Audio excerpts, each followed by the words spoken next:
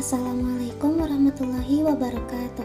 Perkenalkan, nama saya Dia Siti Adawiyah dengan nomor pokok mahasiswa 235001073. Di sini saya akan menjelaskan materi mengenai konsep pH tanah, kejenuhan basa atau KB, dan juga unsur hara. Video ini diunggah pada tanggal 13 Mei 2024 sebagai pemenuhan tugas dari mata kuliah Dasar Ilmu Tanah. Ada beberapa subpokok pembahasan. Yang pertama, pengenalan tentang pH tanah, di mana ada definisi pH dan skala pH, lalu pengaruh pH terhadap KB atau kejenuhan basa, dan ketersediaan nutrisi bagi tanaman. Yang kedua, pentingnya pemahaman pH dalam pertanian, di mana akan dijelaskan mengenai hubungan antara pH tanah dengan jenis tanaman yang dapat tumbuh, lalu dampak perubahan pH terhadap pertumbuhan dan hasil tanaman, dan hubungan antara pH dengan kejenuhan basa. Yang ketiga, ada unsur hara yang penting bagi tanaman, di mana akan dijelaskan macam-macam unsur hara esensial dan fungsi masing-masing unsur hara tersebut bagi pertumbuhan tanaman. Yang keempat, ada metode pengukuran pH tanah, di mana akan dijelaskan mengenai penggunaan alat pH meter dan cara pengambilan sampel tanah dan pengujian pH. Yang terakhir, ada strategi peningkatan pH, kejenuhan basa, dan ketersediaan unsur hara, di mana akan dijelaskan mengenai penggunaan pupuk sesuai kebutuhan tanaman dan praktik-praktik konservasi tanah yang dapat mempengaruhi pH. Masuk ke dalam pembahasan pertama mengenai pengenalan pH tanah. pH itu adalah singkatan dari potential of hydrogen, atau jika diterjemahkan dalam bahasa Indonesia berarti keasaman air. Nah, definisi dari pH sendiri adalah derajat keasaman yang digunakan untuk menyatakan tingkat keasaman atau kebasaan suatu larutan.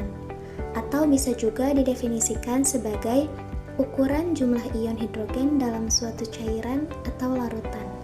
Seperti yang kita ketahui bahwa air itu terdiri dari ion hidrogen dan oksigen, maka pH ini digunakan untuk mengukur jumlah ion hidrogen dalam larutan tersebut.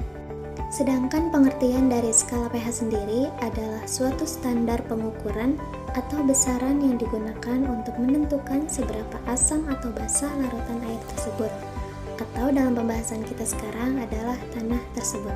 Untuk skalanya sendiri itu mulai dari 0 hingga 14, di mana nilai pH dengan rentang nilai 0 sampai 6 itu menunjukkan keasaman atau sifat asam. Sedangkan nilai pH dengan rentang nilai 8 sampai 14 itu menunjukkan kebasaan atau sifat basa. Nilai 7 sebagai titik netral yang artinya dia tidak bersifat asam ataupun bersifat basa. Lalu, bagaimana pengaruh pH terhadap kejenuhan basa dan ketersediaan nutrisi bagi tanaman?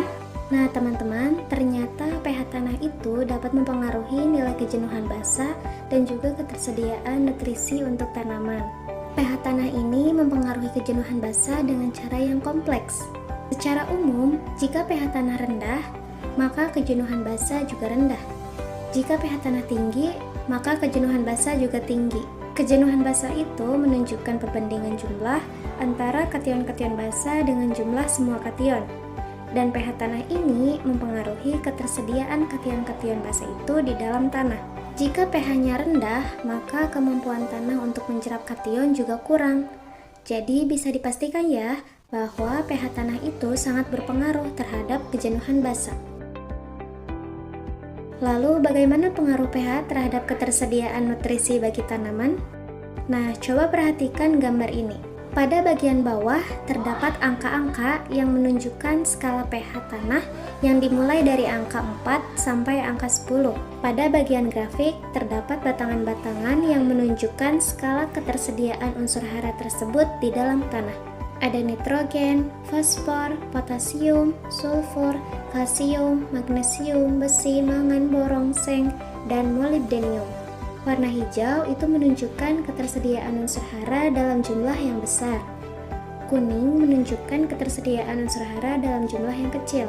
Sedangkan warna merah itu menunjukkan ketidaktersediaan unsur hara tersebut di dalam tanah. Nah, jika dilihat dalam bagian tersebut, maka pada skala 6,5 sampai 7,5 itu Hampir semua unsur hara makronya dari mulai nitrogen, fosfor atau fosfat, potasium atau kalium, sulfur atau belerang, kalsium, dan magnesium itu tersedia dalam jumlah yang besar. Namun memang pada skala tersebut ketersediaan zat besi atau iron ini ditunjukkan oleh warna kuning, yang artinya zat tersebut hanya tersedia dalam jumlah yang kecil. Akan tetapi justru itulah yang tepat karena memang unsur hara zat besi ini dibutuhkan oleh tanaman hanya dalam jumlah yang kecil.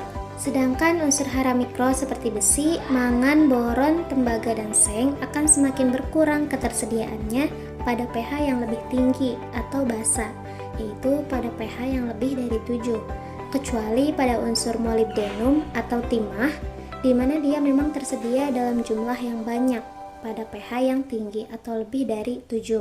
Dengan demikian, menjadi jelas bahwa pH tanah dengan rentang nilai 6,5 sampai 7,5 merupakan tanah dengan pH yang ideal untuk tanaman, karena tanaman dapat tumbuh subur pada pH tersebut. Masuk dalam pembahasan kedua tentang pentingnya pemahaman pH dalam pertanian. Seperti yang kita ketahui bahwa pH tanah sangat mempengaruhi ketersediaan nutrisi bagi tanaman. Karena itu sangat penting dalam pertumbuhan dan produktivitas tanaman. Hal itu juga dapat menjadi penentu jenis tanaman apa yang dapat tumbuh pada pH tersebut. Karena tentunya tidak semua tanaman bisa tumbuh di tanah dengan pH yang sama. Mengingat semua tanaman memiliki kebutuhan pH tanah yang berbeda. Ada beberapa tanaman yang lebih menyukai tanah dengan pH yang asam. Contohnya ada bunga lili, apel, dan juga kentang. Mereka hidup pada tanah dengan pH antara 4,5 sampai 6,5. Ada juga beberapa tanaman yang lebih menyukai tanah dengan pH yang basa, yaitu dengan rentang nilai 6 sampai 8. Contohnya ada buah plum atau perm, lalu ada bunga krokus, dan juga walnuts black. Dampak perubahan pH terhadap pertumbuhan dan hasil tanaman. Seperti yang dijelaskan sebelumnya bahwa pH mempengaruhi ketersediaan unsur hara di dalam tanah, dan hal itu memiliki dampak terhadap pertumbuhan dan hasil tanaman.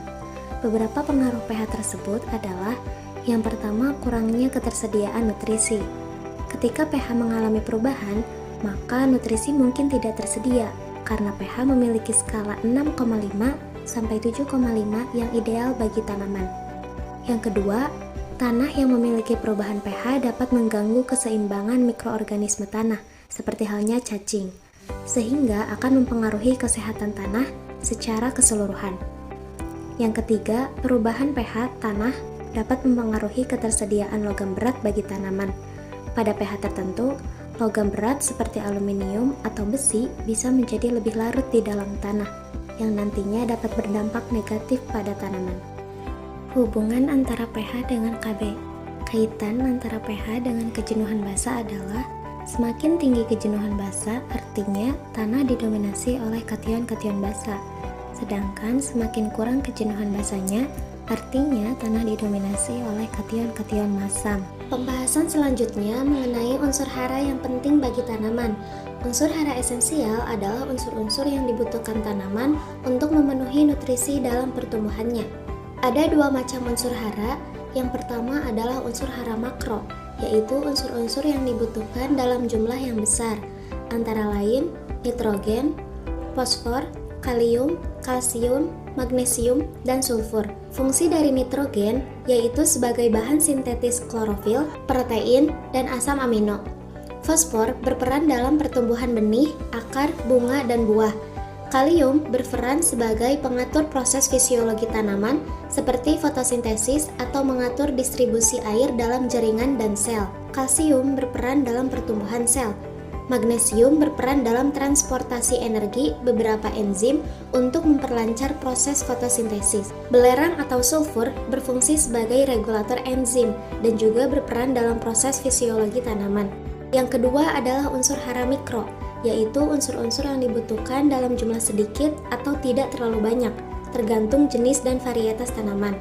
Antara lain ada besi, mangan, seng, tembaga, boron, dan molybdenum. Fungsi dari besi yaitu untuk mendukung proses fotosintesis, pengembang kloroplas, dan biosintesa protein. Mangan berfungsi untuk proses enzimatis khususnya sintesa klorofil sebagai koenzim serta sebagai aktivator beberapa enzim respirasi. Seng berfungsi untuk aktivator enzim, pembentukan klorofil, dan membantu proses fotosintesis. Tembaga berfungsi sebagai aktivator yang membantu proses pendistribusian enzim, memperlancar proses fotosintesis, berperan dalam proses pembentukan klorofil, dan memperlancar fungsi reproduksi. Boron berfungsi untuk pertumbuhan dan perkembangan tanaman. Molybdenum sebagai pembawa elektron untuk mengubah nitrat menjadi enzim. Unsur ini juga berperan dalam fiksasi nitrogen. Masuk ke dalam pembahasan yang keempat, yaitu metode pengukuran pH tanah. Yang pertama, menggunakan alat pH meter. Caranya, yang pertama pastikan kondisi tanah dalam keadaan lembab atau basah. Lalu pastikan pH meter dalam keadaan bersih, dengan kata lain tidak ada tanah yang menempel sebelumnya. Tancapkan ujung pH meter pada tanah sambil menekan tombol berwarna putih. Diamkan sebentar sampai jarum pada indikator pH meter berhenti bergerak. Hasil akhir nilai pH adalah angka yang ditunjukkan oleh pH meter tersebut. Nah, cara pengambilan sampel tanahnya yaitu: pertama, masukkan sekop ke dalam tanah dengan kedalaman yang diinginkan. Buat irisan tanah setebal setengah inch dengan memasukkan kembali sekop di sebelah bukaan awal. Angkat kembali alat dan ambil irisan tanah tadi dari tengah ke bawah secara utuh. Bersihkan sisa-sisa rumput, batang, batu atau jerami, dan bahan organik lainnya yang menempel. Masukkan sampel tanah tersebut ke dalam ember atau wadah lainnya. Ulangi cara tadi sampai mendapatkan beberapa sampel tanah dari area acak. Untuk pengujian pH-nya yaitu sebanyak 10 gram sampel tanah yang diambil dimasukkan ke dalam gelas beker untuk diuji. Masukkan aquades ke dalam gelas beker dan aduk hingga homogen. Ukur menggunakan pH meter dan catat hasil akhirnya. Pembahasan terakhir yaitu mengenai strategi peningkatan pH, Kb, dan ketersediaan unsur hara. Pemberian pupuk yang sesuai dengan dosis dan kebutuhan dapat meningkatkan hasil produksi tanaman. Sebaliknya, pemberian yang berlebihan akan menurunkan hasil produksi tanaman.